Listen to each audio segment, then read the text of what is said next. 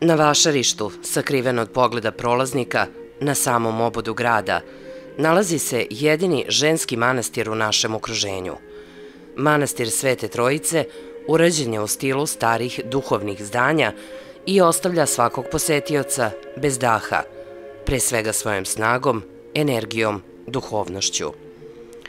Zadužbina je ktitorke Melanije Gajičić, Kikindjanke, koja je živela ispred svog vremena. Ovu emisiju Svetinjama u pohode posvetit ćemo upravo njoj, koja je najpre insistirala na izgradnji crkvenog zdanja, da bi naknadno, zahvaljujući njenoj upornosti, zadužbina prerasla u manastir. Bila je 1903. godina u Kikindi. Iz Temišvarske eparhije stiglo je osnovno pismo kojim je ozvaničeno osnivanje manastira Svete Trojice. Melanija Gajičić prenela je na manastir svoje bogatstvo, najpre jer ju je tuga na to naterala. Sve što je stvorila, a za ženu u to vreme stvorila je mnogo, više nije imala sa kim da podeli. Melanija Gajičić ili Mela, kako su uglavnom znali u Kikindi, je bila na prvo mesto interesantna ličnost i muzej 2007. godine izdao knjigu koja se zove Melanija Mela Gajičić. Autorka knjige je tadašnji kustos istoričar muzeja Aleksandra Saša Beloš, nažalost preminula čak pre nego što je knjiga izdata, tako da je knjiga posthumno zapravo izdata, ali je knjiga napisana kao jedan, mogu slobodno da kažem, roman. Dakle, knjiga jeste u potpunosti bazirana na istorijskim podacima. Onda se tokom cele knjige istraživanja Melanijinog života drži svih arhivskih dokumenata i svih onih zapisa koji postoje, ali način na koji je knjiga pisana je onako čitka, pitka, mislim vrlo je lako da se pročita ta knjiga i ona je zapravo vrlo interesantna, ali zahvaljujući s jedne strane i načinu pisanja autorke, ali s druge strane i zbog života Melanije Gajičić. Melanija Gajičić je rođena 1829. godine u Kikindi i preminula je 1912. godine. Ona je sahranjena u Kikindi, iako je preminula na svom salašu u okolini Tobe. I taj ceo njen život se zapravo mogao bi da se podeli na neka dva dela, dve celine koje su potpuno suprotne jedna od druge, naravno uslovljene njenim, kako da kažem, nesrećnim okolnostima u njenom životu. Njena porodica, dakle porodica Gajičić, se doselila u Veliku Kikindu nedugo posle osnivanja samog naseljavanja, dakle, grada, posle 1750. godine, i oni su doseljeni sa reke Moriš, dakle, ukidanjem vojne granice koja je postojala tamo. I kao i većina stanovnika Kikinde, počeli su se bave naravno zemljoradnjom. To su, dakle, njen pradeda se doselio, njen otac je takođe nastavio njen deda je nastavio da se bavi zemljoradnjom, uvećao je svoju zemlju, bio je vlasnik jedne suvače. Melanijin otac, već Dimitrije, je znatno uvećao taj posed, bio je vlasnik nekoliko kuća, bio je vlasnik dve suvače, bavio se trgovinom žitaricama, dakle ne samo zemljoradnjom, obradom zemlje, nego i trgovinom žitaricama, tako da je on negde se i istakao tako što je školovanjem postao službenik u magistratu i oženio se Marijom, koja potiče iz bogate porodice i zarada, što je naravno znatno pomoglo sa nekom daljem napretku i razvoju te porodice i njihova deca su Melanija Gajičić i njen rođeni brat Mihajlo. Dakle, Melanija kada se rodila, ona je već bila član jedne, da kažemo, ugledne i bogate kikinske porodice. Kuću koje su, dakle, oni su imali nekoliko kuća, oni su živeli u, da kažemo, blizu centra grada. Međutim, kada je Melanija bila vrlo mlada i njen brat, otac im je preminuo, a ubrzo potom i njihova majka, tako da je Melanija sa 21 godinom, njen brat sa svega 16, su ostali bez roditelja. Melanija se vrlo brzo posle toga, dakle iste godine kada je majka preminula, udala za Jovana Nikolića, koji je bio sin poznatog kikinskog trgovca. Međutim, nije imala, osporeno joj pravo nasledstva. Dakle, ona je bila punoletna u to vreme i mogla je da nasledi imanje, ali zapravo nije mogla da nasledi imanje. Dakle, pričamo o jednoj patrijarhalnoj sredini, o patrijarhalnim zakonima, o patrijarhalnim običajima. Melanija nije imala pravo na nasledstvo i zapravo nije imala pravo čak ni da preuzme starateljstvo nad svojim bratom koji ima 16 godina, jer po smrti njenog oca testament nije postojao, nije određeno starateljstvo. Mislim, negde znamo da nisu predvideli da će preminuti sigurno. Njen otac je stradao u buni 1849. godine. Majka je preminula posle toga, ali zapravo nije ostavljen nikakav dokument kojim bi se rešilo pitanje nasledstva ili pitanje starateljstva, tako da je brat zapravo poslat u hraniteljsku porodicu, kako bismo mi to danas rekli. Melanija se udala, ali zbog navođenja nekih dugova koje je njen otac navodno imao na svom imanju, tu je prosto stavljena sudska zabrana da bez prava da ona nasledi imanje. Tek kada je njen brat postao punoletan, dakle kada je napunio 21 godinu, on se odmah potom i oženio, onda je dozvoljeno pravo nasledstva i zapravo su ona i brat zajedno nasledili to imanje i negde su ga zajedno i vodili do 1866. godine. A po nekim zapisima, možda bismo mogli da kažemo i delimično sećanjima, Melanija se jako brinula o tom zajedničkom imanju, dakle ona nije bila vlasnik imanja, ali se trudila da i u ime brata uveća to imanje, da ga podigne na jedan još veći nivo. Međutim, brat je po tim sa nekim pričama bio više rasipnički raspoložen i oni su se podelili 1866. godine, dakle su podelili nekako to imanje i Melanija je zapravo dobila svoj deo imanja. Do tog momenta, dakle od udaje, ona je radila sa svojim svekrom koji se bavio trgovinom i pomagala mu je u toj trgovini. Međutim, već 5 godina nakon udaje njoj je suprug preminuo i ona je ostala praktično udovica, vrlo mlada, bez dece, sama i nekako nadalje njen put isključivo sama. Mislim, ona se nije posle udavala, ona je odlučila da se ne udaje. Upravljala je svojim imanjem, tako što ga je širila i znatno uvećala. Po nekim pričama imala čak i monopol na točenju alkohola vojsci u gradu. Dakle, imala je jako puno zemlje, dakle, bavila se zemljoradnjom, bavila se i vinogradarstvom i povrtarstvom. Ona je znatno širila sve poslove i bila suštinski rečeno bogata udovica sa verovatno puno udvarača u gradu. Dakle, sad je to njeno imanje bilo negde presudno da ona verovatno postane popularna, jel? Međutim, kako je prvobitno odlučila, tako je ostala i do kraja, ona se nikad nije posle udala.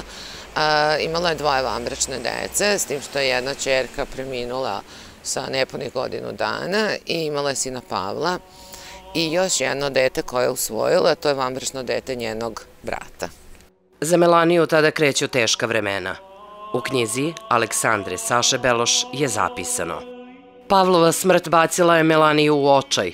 Smrću sina i unuka bile su pokopane sve njene nade za budućnost. Njena žalost je bila neizmerna. Razmišljajući o svom životu, o svojim postupcima, videla je Božju kaznu u smrti svoga jedinca. Svome ispovedniku je rekla: ja sam se starala da podignem naslednika sebi kome ću muku svoju u nasleđe ostaviti I u tom stvaranju svom žrtvovala sam samu sebe, prenebregla Božje naredbe i ljudska shvatanja. Dobila sam od srca poroda. Kada sam mislila da će mi se namere ostvariti, Gospod mi uze sina da me podsjeti da čovek samo sanja, a on svemogući da raspolaže. Njegova je sveta volja da nemam zemnog naslednika, ja treba da vratim svoju tekovinu Bogu, čijim sam je blagoslovom očuvala i umnožila. Ovo će imanje od sada biti Božje, a ja ću biti samo Božja odajđenica. Mi ne znamo ko je bio Pavlov otac. Razne priče postoje, ali mislim da su u domenu nekih, ne bih rekla da su to pouzdana sećanja. Mi ne možemo da pričamo o sećanju ako pričamo sa ove distance. Dakle, pričamo o drugoj polovini 19. veka, ne možemo da kažemo da imamo pouzdano sećanje. Jer bilo kakvo sećanje bi značilo da je to neka priča koja se prenosi treća, četvrta, peta generacija, prenosi jednu priču, što naravno dozvoljava, tu postoji jako puno prostora za različite interpretacije. Ja stvarno ne bih licitirala, u krajnjoj liniji mislim da nije ni važno. U krštenom listu, odnosno listu o rođenju njenog sina Pavla, ne stoji ime oca i ja smatram da ako je Melanija smatrala da ne treba da stoji ime oca, dakle to negde će ostati zauvek tajna. Melanija je, kada je Pavle napunio 15 godina, testamentom ostavila svu svoju imovinu Pavlu. Pričamo o 300 jutara zemlje, o nebrojeno kuće u gradu, o raznim poslovima koje je ona vodila. Međutim, desila se tragedija i njen sin Pavle je preminuo. Tako da je Melanija zapravo ostala bez naslednika. Pavle se iste godine kada je preminuo se prethodno oženio i dobio je sina sa tom svojom suprugom. Međutim, to dete je preminulo vrlo mlado, iste godine je preminuo i Pavle i Melanija je ostala bukvalno sama. I to je negde bila prekretnica u njenom životu, sasvim sigurno, jer je ona nekako smatrala da sve to što joj se desilo je zapravo Božja kazna.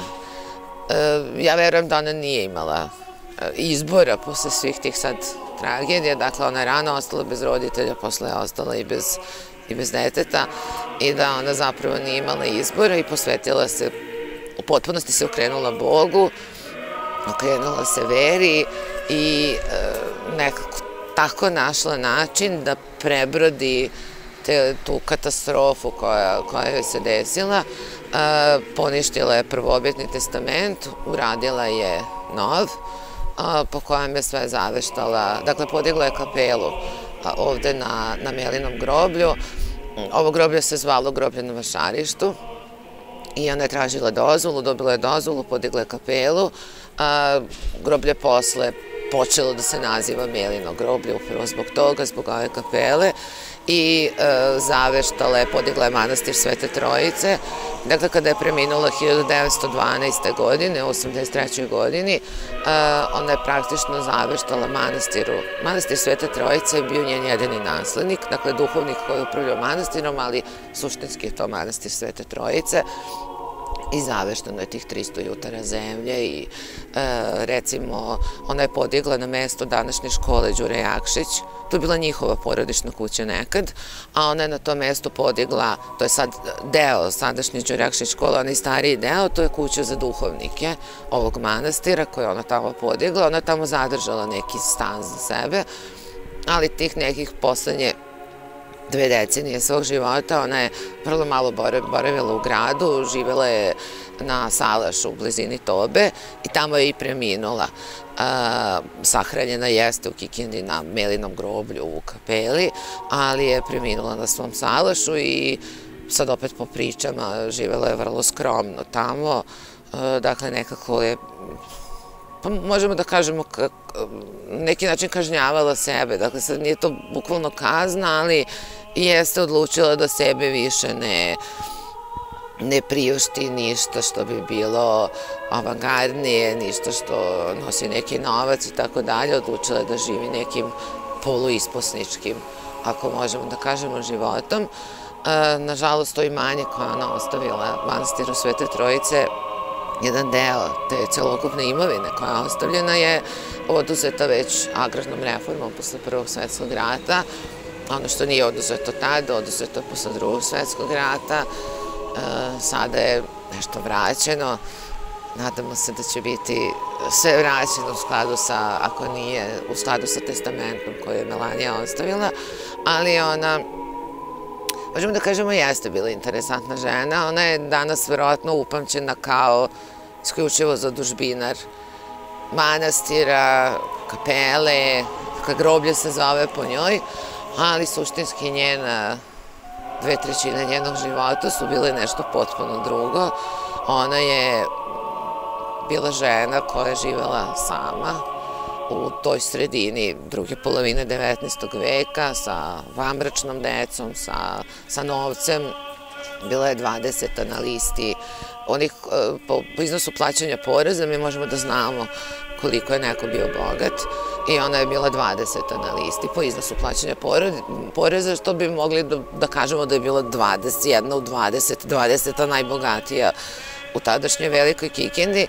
To je nosilo sa sobom sigurno jako različite stavove tadašnje patrijarhalne sredine Kikinde.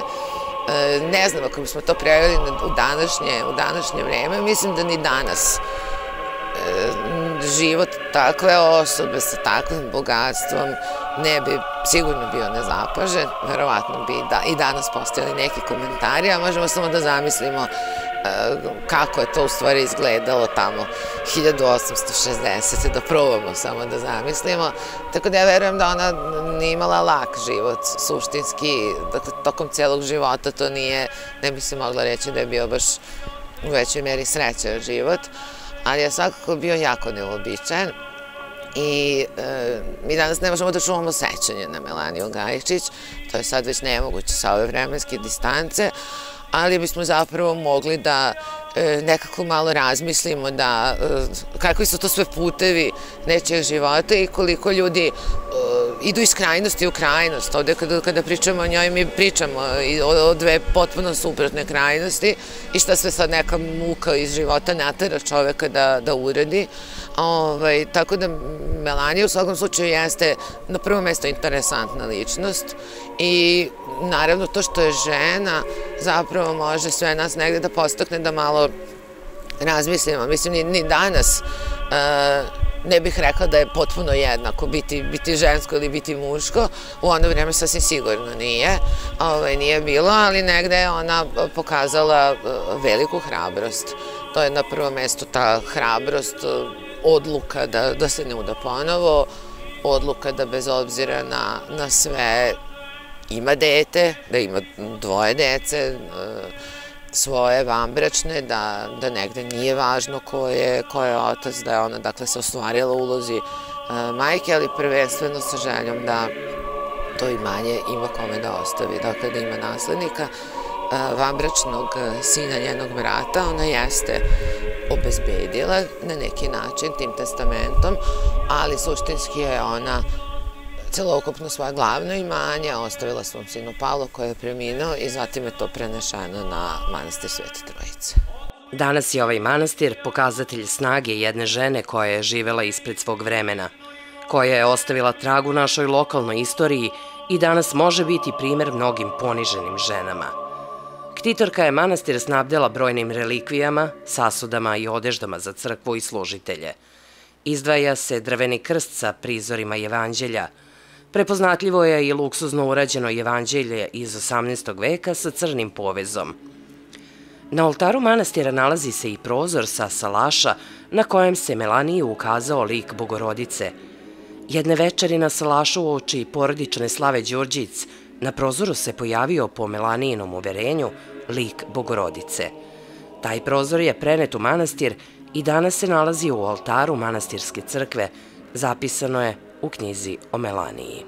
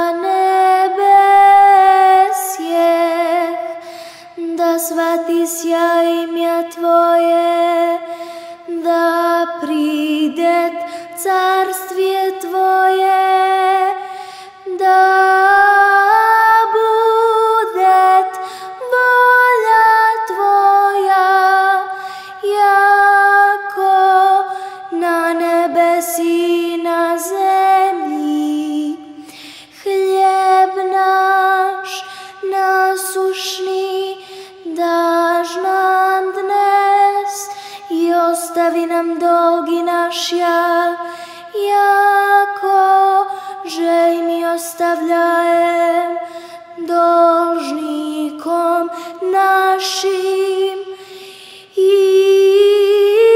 nevo vedi nas vo iskušenje, no izbavi nas od lukavog. Oče naš, niže jesi na nebesih, da svati sja ime Tvoje, da pride carstve Tvoje, da bude volja Tvoja, jako na nebesi i na zemlji. Hljeb naš nasušni daš nam dnes i ostavi nam dolgi naše, jakože i mi ostavljamo dužnikom našim. I ne vovedi nas u iskušenje, no izbavi nas od lukavog. Amin.